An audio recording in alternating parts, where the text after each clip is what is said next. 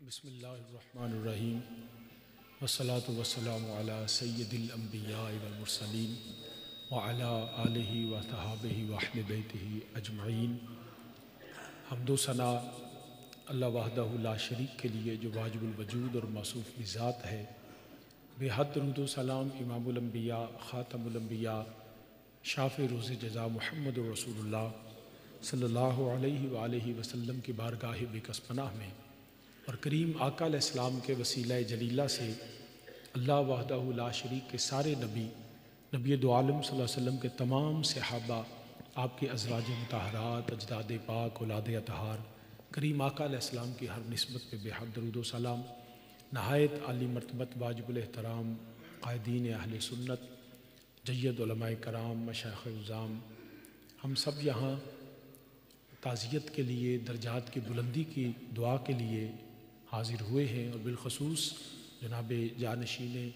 پیشوائے اہل سنت برادر مکرم حضرت علامہ صاحبزادہ پیر محمد عثمان قادری صاحب، اللہ ان کا سایہ صاحبزادگاہ ان کا سایہ تادیر سلامت فرمائے، ان کے ساتھ اپنی محبت کے اظہار کے لیے حاضر ہوئے ہیں۔ میں صرف ایک دو باتیں عرض کروں گا۔ جب ہم حافظ آباد سے چلے تو میرے ساتھ حافظ آباد کے علماء کا وفد بھی جناب ڈاکٹر پروفیسر محمد اکرم چشتی صاحب، علامہ بدر الزمان صاحب، مہر محمد یونس صاحب اور دیگر ہم آ رہے تھے، تو ایک ہی جملہ تھا اور جو ہر زبان پہ ہے کہ یہ ایک ایسی شخصیت تھے جو نہ ڈر بھی تھے، بے باک بھی تھے، اور یہ وہ شخصیت تھے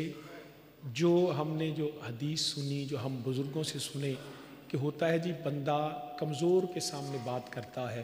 پیشوائے اہل سنت کی شخصیت وہ ہے جنہوں نے ہمیشہ طاقتور کے سامنے بات کی ہے۔ پیر افضل قادری، پیر افضل قادری، ان کی ساری زندگی جابر حکمران کے سامنے کلمہ جہاد کہنے میں گزری۔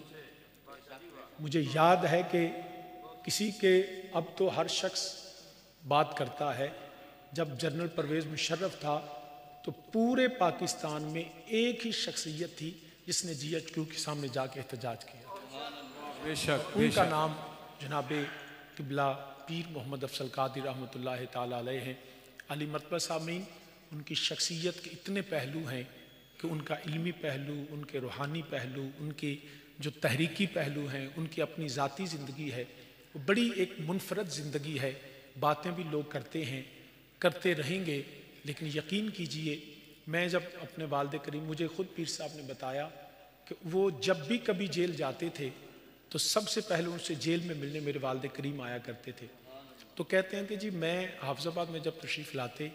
تو اکثر جب میں دو چار میٹنگز ایسی بھی تھی جب میں حاضر تھا خدمت کے لیے، چائے پلانے کے لیے، تو قبلہ والی صاحب رحمۃ اللہ علیہ کے ساتھ قبلہ پیر صاحب رحمہ اللہ تعالیٰ کا جو تعلق تھا وہ فقط ایک ہی وجہ تھی کہ دونوں سرکار کے ناموس اور ختم نبوت کے لیے میدان میں کھڑے ہونے والے تھے۔ یہی ایک چیز ان کی مشترک تھی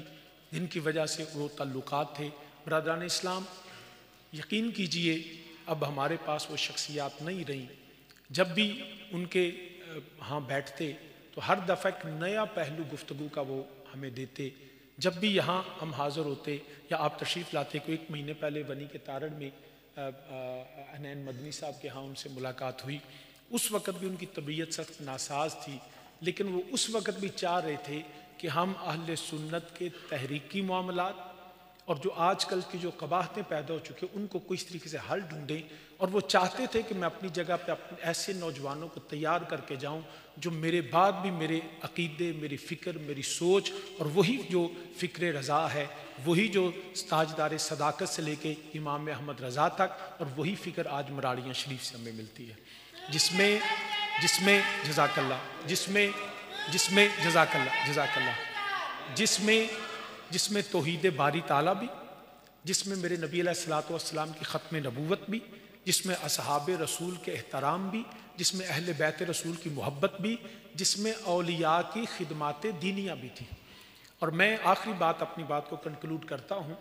کہ وہ انگریزی کا ایک فقرہ مجھے یاد آیا، وہ کہتے ہیں the bee is honored not because she labors but because she labors for others، کہ دو مکھیاں ہوتی ہیں،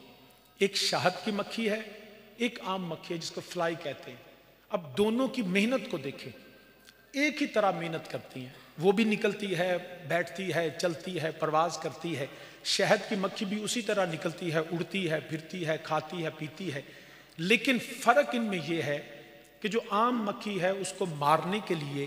ہم دوائیاں استعمال کرتے ہیں، اس پہ سپرے کرتے ہیں کہ یہ مر جائے، جبکہ دوسری جو مکھی ہے وہ شاید اس سے کھاتی زیادہ ہوگی لیکن اس کے لیے ہم فارمنگ کرتے ہیں تاکہ یہ بچ جائے۔ فرق کیا ہے؟ فرق ان کے کھانے پینے اور محنت کا نہیں، محنت دونوں کی برابر ہے، اسی طرح اڑتی ہیں، اسی طرح چلتی ہیں، اسی طرح کھاتی ہیں، اسی طرح پیتی ہیں۔ دونوں مکھیوں میں فرق یہ ہے، ایک جب کھاتی ہے